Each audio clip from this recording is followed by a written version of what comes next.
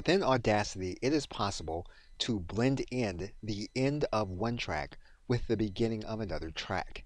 And you can do that with an effect called crossfading. What we're going to do is we're going to drag this clip.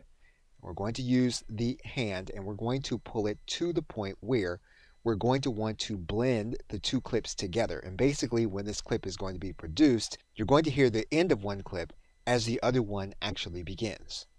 And in order to do this, what we're first going to do is we're going to choose the region in the first clip. And we're then going to go to the effects area. What we're then going to do is we're going to fade in this first clip. And so we're going to click to fade in, and you're going to see that the waveform is going to change. What we're now going to do is we're going to go to the bottom clip. We're going to highlight that one.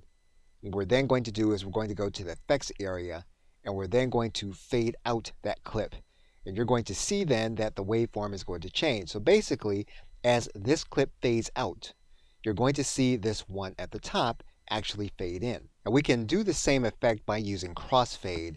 And we can do that by making sure that both clips are going to be on the same timeline. So we're going to drag this clip to the timeline. What we're basically going to do is we're going to highlight the areas that we want to be crossfaded.